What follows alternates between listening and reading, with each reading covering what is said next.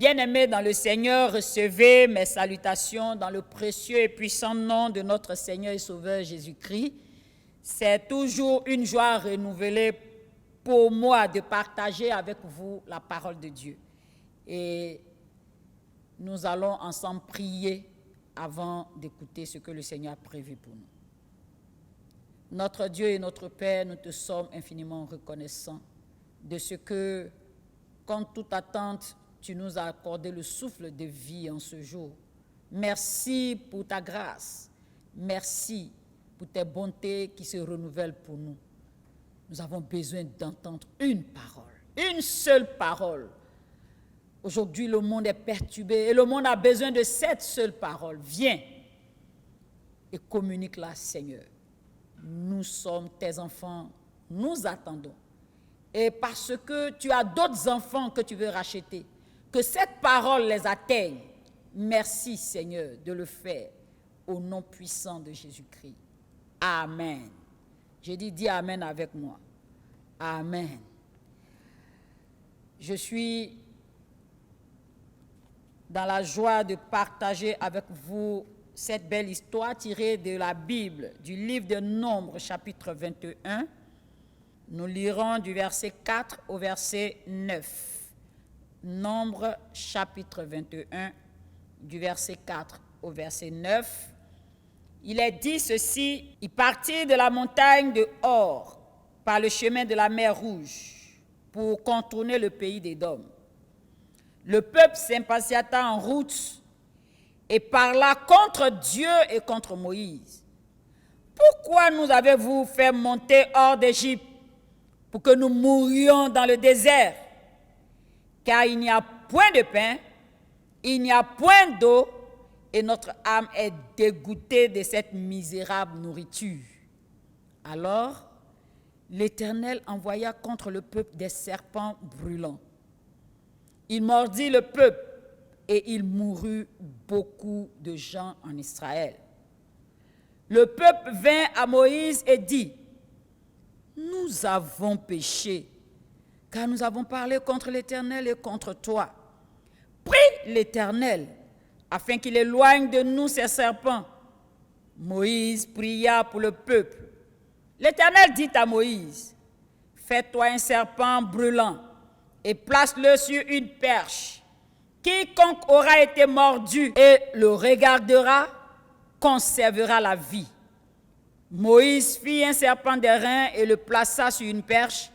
Et quiconque avait été mordu par un serpent et regardait le serpent d'airain conservait la vie. Parole du Seigneur. Amen. Bien-aimés, Dieu nous a fait donc la grâce de lire cette très belle histoire, l'histoire du peuple d'Israël, peuple de Dieu. Dans sa souveraineté, Dieu a sélectionné ce peuple comme peuple modèle, à partir duquel toutes les nations de la terre devraient aimer Dieu, bénéficier de ses grâces, de ses bontés et de tout ce qu'il a mis sur cette terre pour l'épanouissement de l'homme. Mais malheureusement, à travers le passage que nous venons de lire, nous allons voir l'attitude de ce peuple vis-à-vis de son Créateur. Son Créateur Dieu, celui qu'il a choisi parmi plusieurs nations. Le peuple d'Israël, à un moment donné de sa vie, s'est retrouvé en Égypte, où il a été soumis à plusieurs années d'esclavage. Je dis bien plusieurs années d'esclavage. On sait ce que c'est que l'esclavage. Quand tu es esclave, tu n'es pas libre. Tu ne peux pas faire ce que tu veux. Tu es obligé de faire ce qu'on te demande de faire. Quand tu es esclave, tu n'as plus de volonté. Tu es téléguidé par celui qui te tient esclave.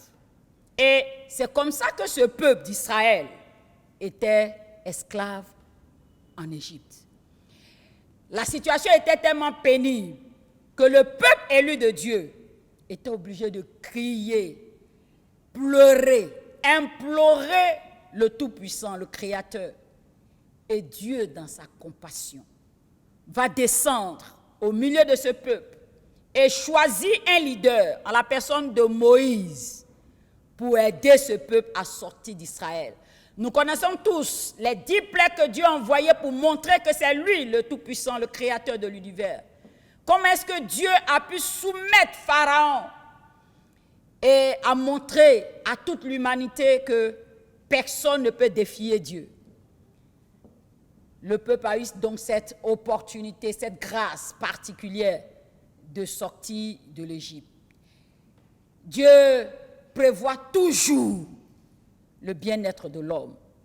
Et Dieu, en faisant sortir son peuple, a demandé à Moïse de conduire ce peuple à Canaan, qui est la terre promise. Bien-aimés, c'est sur le chemin de Canaan, le texte que nous avons lu se retrouve sur le chemin de Canaan. Mais je disais que Dieu prévoit toujours le bien-être de l'homme. Sur le chemin faisant, Dieu a prévu la protection contre tous les ennemis de son peuple, la nourriture, la fécondité, l'abondance, la santé, tout ce qu'il leur faut pour qu'ils soient épanouis, mais à condition de respecter Dieu, de le craindre, de le confesser comme Seigneur et Sauveur, d'observer ses lois et ses commandements, mais surtout de ne pas se détourner de lui pour se tourner vers d'autres dieux. Oh là là, c'est trop demandé. Je dirais que c'est trop demandé à l'homme. L'homme est pareil, hein, au temps de Moïse comme aujourd'hui. L'homme est pareil. Et je disais tantôt que le passage que nous avons lu, je vous le rappelle, Nombre chapitre 21, versets 4 à 9, nous relate que le peuple est parti de la montagne de Hor par le chemin de la mer Rouge pour contourner le pays d'Édom. C'est sur donc ce chemin que le peuple s'impatienta et parla contre Dieu et contre Moïse. J'ai dit, c'est trop demandé à l'homme d'observer les commandements de Dieu. Et on connaît tous les plaintes des humains. Les hommes ne sont jamais satisfaits. Et voilà ce qu'ils disent à Moïse. Eh, toi Moïse là, pourquoi tu nous as fait sortir d'Égypte pour que nous venions mourir dans le désert où on ne va pas nous enterrer? Il n'y aura pas de chorale pour nous suivre. Tous les pasteurs ne seront pas là pour nous enterrer. Ici dans le désert, il n'y a pas de pain, il n'y a pas d'eau. Moïse, on t'a fait quoi? Pourtant, c'est les mêmes qui pleuraient quand ils étaient en Égypte. C'est les mêmes qui savaient que toutes les journées ne se ressemblaient pas parce que les travaux étaient pénibles. C'est les mêmes là encore qui sont en train de dire à Moïse, toi Moïse là, on t'a fait quoi? Pourquoi tu nous fais sortir d'Égypte? Hein? Notre âme est dégoûtée de manger une nourriture. Et puis toujours c'est la même nourriture, la manne. Eh Dieu, Dieu est bon de manger qu'ils n'ont pas payé. C'est-à-dire quand tu n'as pas payé quelque chose, tu gaspilles. Tu n'apprécies même pas la valeur de la chose. Tous les matins, tu te réveilles et puis il y a la nourriture devant ta porte. Tu vois, non, tu peux faire ce que tu veux. Ils ont commencé à se plaindre de tout ça. Ce que Dieu n'aime pas, c'est ce que le peuple vient de faire. Et selon ce que nous avons lu, la Bible nous dit que Dieu envoya contre le peuple des serpents brûlants. La Bible dit que Dieu a envoyé des serpents brûlants à cause de l'attitude du peuple, à cause du comportement du peuple, à cause des murmures du peuple. Dieu envoya des serpents brûlants. Les serpents brûlants, là, en fait, c'est les mêmes serpents que nous connaissons, mais leur particularité, c'est que quand ils te piquent, le venin qui entre dans ton corps chauffe comme de l'eau très chaude et tu as quelques secondes pour mourir. Tu as quelques secondes pour mourir. Au verset 6, il nous est dit, « Alors l'Éternel envoya contre le peuple des serpents brûlants. Il mordit le peuple et il mourut beaucoup de gens en Israël. » Bien-aimés dans le Seigneur, on dirait que l'histoire de ce peuple ressemble à l'histoire du monde entier et surtout l'histoire des hommes qui habitent la planète Terre. Nous avons lu dans notre Bible que Dieu a créé les cieux et la terre. Il a même créé tout ce qui existe sur la terre avant de créer l'homme en dernière position. Tout cela pour que l'homme soit épanoui, pour que l'homme ne souffre pas, pour que l'homme jouisse de la bonté, de la fidélité de son Créateur. Bon, je dirais aussi que ceux qui ne croient pas en Dieu, ou ceux qui nient l'existence de Dieu, ils savent qu'il y a un être suprême dans l'invisible qui existe quand même. Je peux dire ça parce que nous avons tous les expériences. Un athée, quelqu'un qui ne croit pas à l'existence de Dieu, s'il est en train de traverser une route tout de suite, et puis il y a une voiture qui le frôle, il va dire « Hé Dieu !» Pourtant il dit « ne crois pas en Dieu ». C'est qu'il sait qu'il y a un être suprême qui existe. Mais malheureusement aujourd'hui, tellement l'homme est épanoui, il se place au-dessus de Dieu. Avec l'intelligence que Dieu lui a octroyée, il est résolu à devenir le Créateur.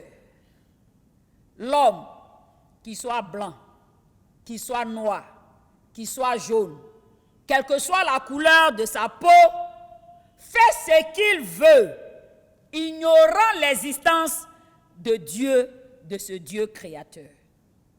Bien-aimés, aujourd'hui, la technologie a atteint une telle apogée que les chercheurs ont même créé un système pour que l'homme puisse s'envoler comme un oiseau.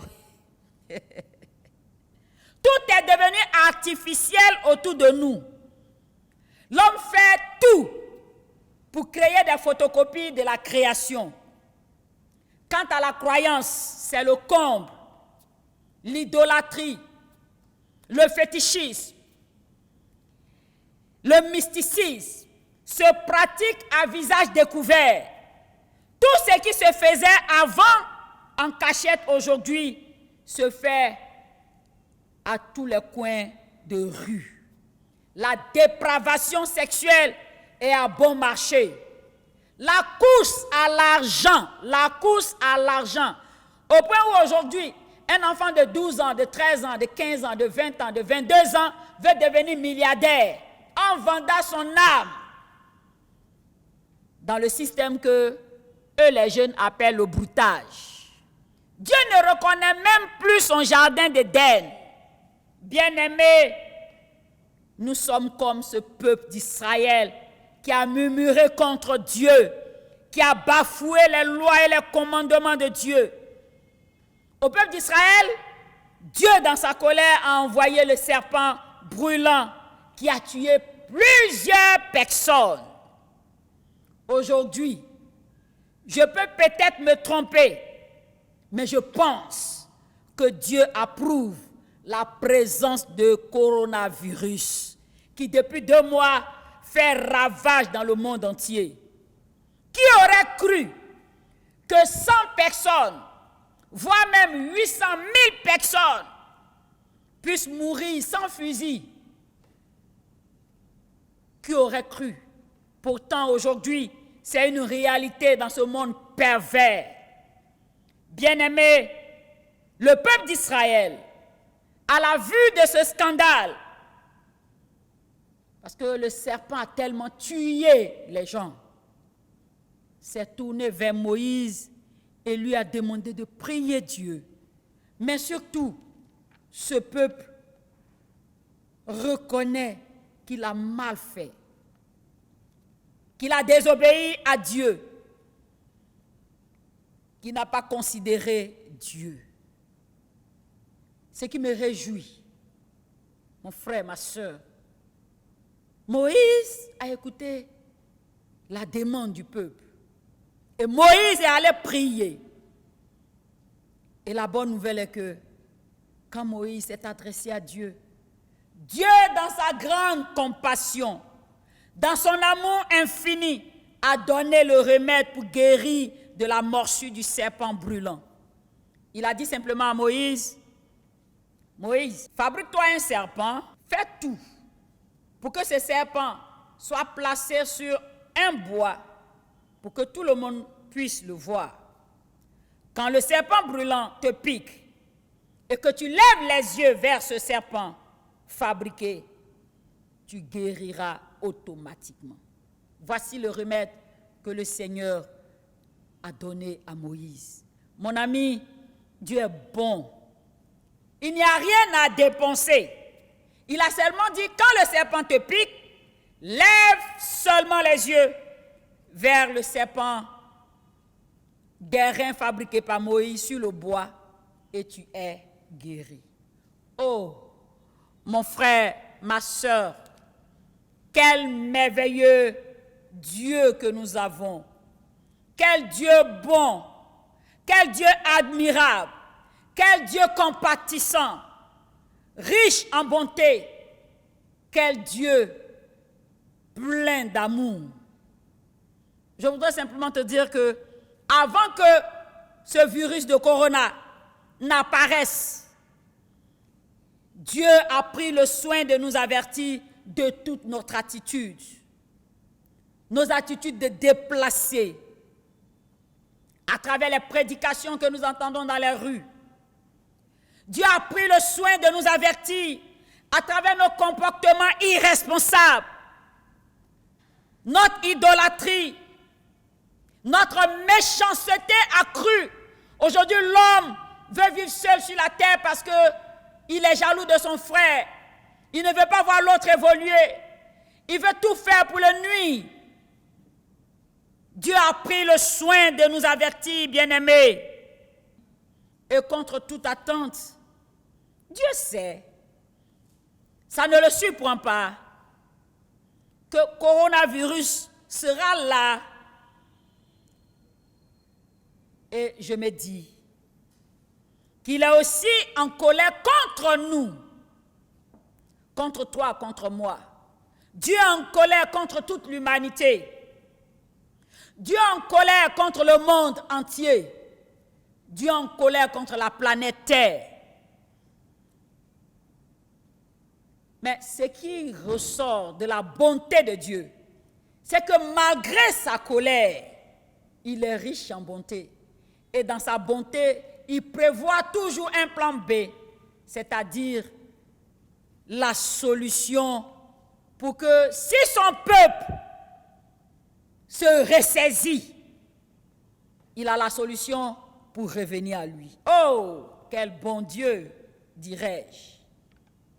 Dieu a donc prévu, comme il avait donné l'ordre à Moïse, pour la solution par rapport au serpent brûlant. À notre temps, Dieu a aussi prévu la solution. Toutes les prières que nous faisons, Dieu entend, mes bien-aimés. Je pourrais dire, Dieu a entendu nos cris et nos lamentations. Parce que Dieu sait que le diable est sur la terre pour nous détourner de la voie que lui a tracée pour nous. Alors, dans la solution, je dis bien la solution que Dieu a prévue contre toute pandémie qui viendrait sur la terre pour attaquer ses enfants, son Fils unique Jésus-Christ. Dieu a envoyé donc Jésus-Christ, son Fils, afin que quiconque croit en lui demeure sous sa protection. Jésus-Christ donc est venu sur la terre pour être la solution de quelque virus que ce soit. En 1 Jean chapitre 4, le verset 9, la Bible nous dit, l'amour de Dieu a été manifesté envers nous, en ce que Dieu a envoyé son Fils unique dans le monde, afin que nous vivions par lui. Jésus, aujourd'hui, a accepté de mourir à la croix Donc, le serpent brûlant était perché sur un bois. Jésus est pendu à la croix, représentant toute l'humanité. Et en se laissant clouer, il a cloué ce virus qui aujourd'hui crée cette peur immense dans les cœurs. Coronavirus a été cloué à la croix de Jésus-Christ. Coronavirus ne peut pas nous arracher de l'amour de notre Dieu. Non, jamais. Il ne peut pas nous arracher de l'amour de notre Dieu. Il dit simplement, lève les yeux vers la croix. Jésus s'est laissé clouer pour que tu vives, toi et toute ta famille. En Jean chapitre 3, le verset 16, la Bible nous dit, car Dieu a tant aimé le monde qu'il a donné son Fils unique, afin que quiconque croit en lui ne périsse point, mais qu'il ait la vie éternelle. Je pense que la solution est tellement simple que certains pensent que c'est de la spéculation. Mon frère, au temps de Moïse, certains ont pensé que le fait de regarder le serpent d'airain était de la spéculation. Et quand Moïse a donné la solution, ils ont trouvé ça tellement simple, tellement facile, tellement banal, qu'ils ne peuvent pas croire que la morsure de ce serpent pouvait être guérie par ce simple fait de lever les yeux. Et c'était passé pareil comme aujourd'hui. On dit, c'est Jésus qui est la solution. Tu trouves que c'est trop simple, c'est trop banal. Au temps de Moïse, quand le serpent piquait certains, ils se mettaient à crier, Moïse au secours, Moïse au secours. Mais mes frères, est-ce que c'est la solution que Dieu a donnée? Est-ce que Dieu a dit de crier Moïse? Non! Dieu a dit, lève les yeux vers le serpent qui est perché. Aujourd'hui, lève les yeux vers Jésus-Christ à la croix. Ceux qui criaient Moïse au secours, à notre temps, ce sont ceux-là qui mettent leur confiance dans les hommes de Dieu. Face aux difficultés, face aux problèmes, et surtout aujourd'hui, avec cette pandémie, les gens disent, mais où sont les pasteurs? Où sont les prophètes? Où sont les servants de Dieu? Ou même où sont les imams? Où sont les supérieurs dans le mysticisme? Mon frère, ma soeur, les hommes de Dieu, les imams, les supérieurs dans le mysticisme ne sont pas la solution. Dieu dit, lève les yeux. C'est Jésus-Christ qui est la solution. Lève les yeux vers Jésus. Ce n'est pas l'homme de Dieu. Tu dis bien l'homme de Dieu. C'est un homme d'abord. Il n'est pas Dieu. Il est limité. Il a des faiblesses. D'ailleurs, aujourd'hui, on voit que Dieu ne révèle pas tout aux hommes de Dieu.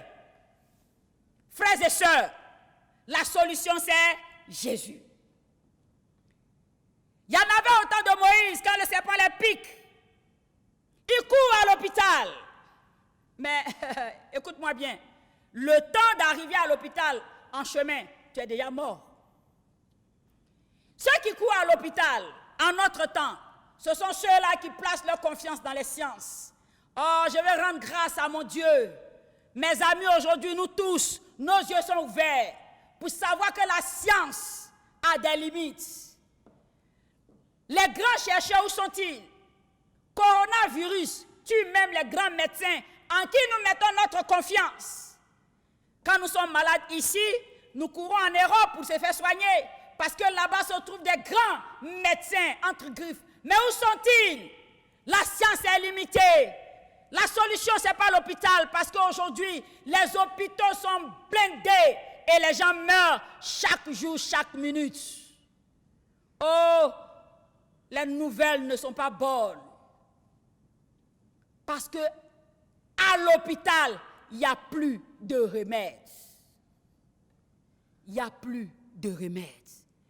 Le Seigneur a dit, lève les yeux vers la croix. Jésus-Christ à la croix a cloué coronavirus. Il y en a, quand le serpent les pique, ils appellent papa, maman, tanti, tonton, mon oncle est ministre, mon oncle est député. mettent leur confiance dans l'homme. Or, laisse-moi te dire, ton père ne peut pas mourir à ta place. Ta mère ne peut pas mourir à ta place. Même si dans la maison, tout le monde constate que tu as été contaminé par ce coronavirus, on te mettra dans une chambre, seul. Peut-être même on ne va même pas te nourrir pour ne pas que tu contamines les autres. L'homme ne peut plus mettre sa confiance en l'homme. Personne ne peut mettre sa confiance en un homme. La solution que Dieu propose à l'humanité, c'est Jésus-Christ de Nazareth. Il y en a, quand le serpent les piquait, ils ont des poudres noires à mettre à l'endroit. Ils ont des antidotes. Ils ont des bagues anti-serpents. Ils ont des cordes à mettre au rein. Oh, d'ailleurs, c'est ceux-là qui meurent vite. Quand tu as une corde contre le serpent, c'est le serpent qui te tue. Aujourd'hui, aucun mystique, aucun magicien, aucun sorcier, aucun marabout, aucun homme, même ceux qui vomissent l'argent, personne, il n'y a pas d'antidote.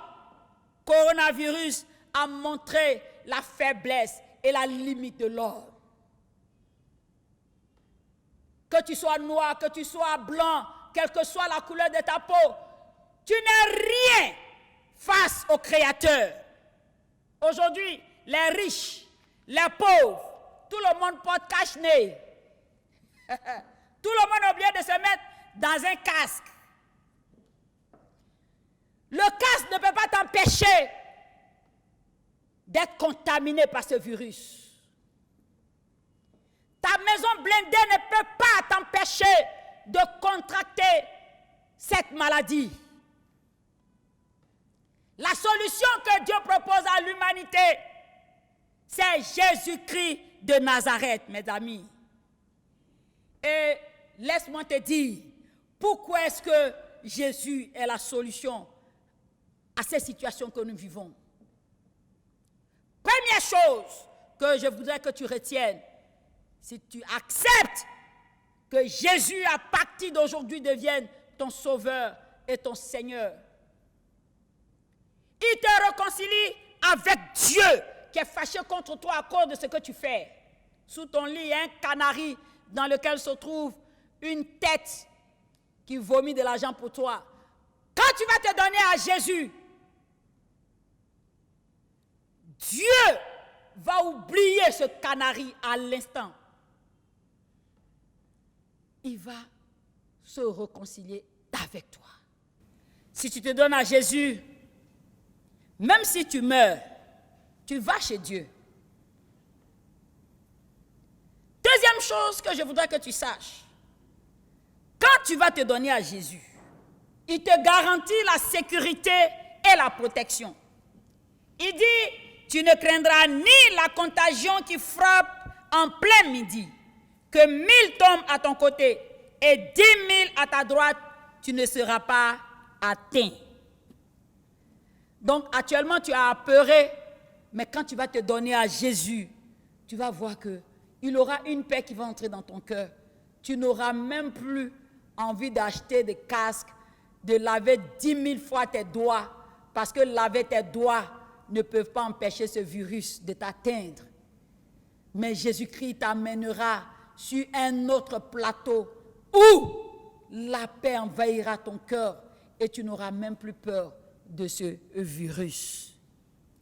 Quand tu vas te donner à Jésus, il te pardonne tout ce que tu as fait de mauvais. Même si tu as tué l'homme, tu as tué l'homme, tu as tué ton frère, tu as été jaloux pour faire des complots contre ton frère, quand tu vas te donner à Jésus, il va oublier tout ça. Je vais te dire qu'il est le seul qui a vaincu le diable et ses démons à la croix. Donc désormais, le diable et ses démons ne pourront plus rien te faire. Ils vont venir, c'est vrai. Mais ils ne vont plus te croiser directement. Ils vont trouver Jésus sur le chemin. Ils vont trouver Jésus sur le chemin. Coronavirus peut toucher les autres, peut tuer les autres. Mais je veux te rassurer que Dieu qui a envoyé Jésus-Christ est celui-là qui permet à tous ses enfants d'être sereins et imperturbables comme maison inachevée. Quand tu te donnes à Jésus, tu es serein et imperturbable. Pourquoi? Parce que le diable et ses démons ont perdu leur pouvoir devant Jésus-Christ. La solution, c'est Jésus. Et je voudrais qu'avec moi, on puisse adresser seulement 2 prières à Dieu. 2 prières à Dieu. Première prière que nous allons adresser à Dieu, nous allons demander pardon à Dieu parce que nous l'avons offensé. Et là, je parle de tout le monde. Je dis bien tout le monde. Je fais partie de tout le monde. L'humanité entière a offensé Dieu. Les gens ont voulu se supplanter. Ils ont voulu prendre la place même de Dieu. Les grands chercheurs, les grands mystiques. Il y a des gens, quand ils parlent, les autres ne peuvent pas parler aussi. Ils détiennent tout pouvoir. Mais voilà, Dieu n'a jamais envoyé le mal pour détruire ses enfants. Le coronavirus n'a pas été créé par Dieu. Mais Dieu approuve la présence de coronavirus pour que les humains reviennent à lui. La première prière que nous allons faire, nous allons demander pardon à Dieu. Quel que soit ton grade, quel que soit ton rang, quelle que soit ta personnalité, ce que tu entends aujourd'hui là, ça doit t'amener à savoir que tu n'es rien du tout, mais celui qui t'a créé est là-haut, il te regarde, il a pitié de toi et il veut que tu reviennes à lui. Quand tu vas lever la voix pour demander pardon, il sera prêt. Sa main est déjà tendue pour te saisir. On va demander pardon à Dieu. C'est la première prière. Et je veux que tu répètes cette prière après moi. Éternel, mon Dieu, je ne suis pas digne de prononcer même ton nom parce que mes lèvres sont impures, mes pensées sont impures, mon cœur est impur. Oh Dieu, je reconnais que je fais partie de cette planète Terre qui t'a désobéi. Nous vivons dans un monde pervers. Et c'est comme si nous n'avions pas le choix, mais aujourd'hui tu nous présentes ce choix. Mais tu nous aides à choisir. Dieu, pardonne-nous toutes nos fautes, notre irresponsabilité. Pardonne-nous notre méchanceté. Pardonne-nous l'idolâtrie. Pardonne-nous toutes ces choses auxquelles nous nous sommes donnés qui ne te plaisent pas du tout. Pardonne-nous, Seigneur. L'homme fabrique même des semblants d'hommes qui n'ont pas d'intelligence. Pardonne-nous, Seigneur, de pouvoir nous comparer à toi. Nous avons besoin de ton aide. Nous avons besoin de toi. Aujourd'hui, nous sommes face à une pandémie qui nous ravage. Aie pitié de nous, Seigneur. Aie pitié de nous. Aie pitié de nous. Aie pitié de nous. Au nom de Jésus-Christ. Amen. La deuxième prière que je voudrais qu'on fasse, et ça, je voudrais m'adresser personnellement à toi. Toi qui me regardes, toi qui m'écoutes. Jésus est la solution. C'est lui qui a la solution. Il n'y a rien à faire. Tu as beaucoup d'argent, ton argent ne peut rien faire. Tu as beaucoup de maisons, tes maisons ne peuvent rien faire. Tu as beaucoup de plantations, tes plantations ne peuvent rien faire. Ton pays est développé, le développement de ton pays ne peut pas arrêter cette pandémie. Je suis là, porte-parole du Tout-Puissant, pour te dire que la solution, c'est Jésus. Est-ce que tu veux l'accepter? À l'instant même. Il ne faut pas avoir honte. Il ne faut pas calculer. Il ne faut pas regarder. Je t'ai dit tout à l'heure que même dans ta maison, si ce virus te touche, ta famille va te régner. Ta vie, c'est ta vie. Ta vie, ce n'est pas la vie de tes parents. Ta vie, ce n'est pas la vie de tes leaders. Ta vie, c'est ta vie. Tu sais Combien de fois dans ta couche, tes larmes coulent. Personne ne vient les essuyer. Le choix est dans ta main. Mais tellement Dieu t'a aimé, il ne veut pas que tu réfléchisses pour choisir. Il a déjà fait le choix pour toi. C'est Jésus. Est-ce que tu veux le recevoir maintenant? C'est lui qui est la solution. Lui seul. On a tous constaté qu'il n'y a plus d'antidote. Il n'y a plus de grands chercheurs. Tout ce qui se passe n'est que des éléments pour nous apaiser. Mais Jésus-Christ est là pour accorder la paix et la guérison totale, la tranquillité totale. Je t'ai dit que si tu te donnes à Jésus, tu deviens enfant de Dieu. Nous sommes tous des créatures de Dieu. Mais quand tu te donnes à Jésus, tu deviens enfant de Dieu. Et l'enfant de Dieu bénéficie des grâces et des bénédictions de son Père. L'héritage du Père ne se partage pas dans la foule. Ça appartient aux enfants. Est-ce que tu veux le recevoir? Si tu veux l'accepter maintenant, tu vas mettre ta main droite sur ton cœur et la prière que je vais faire, tu vas la répéter après moi. Et tu verras qu'après cette prière, la main du Saint-Esprit viendra sur ton cœur et tu te verras libéré totalement du poids qui pèse sur toi. Parce que je sais qu'actuellement, tu te demandes, mais si on m'envoie à l'hôpital, et si la maladie m'attrapait? Mais si je meurs maintenant? Mais j'ai déjà pris l'argent de l'autre.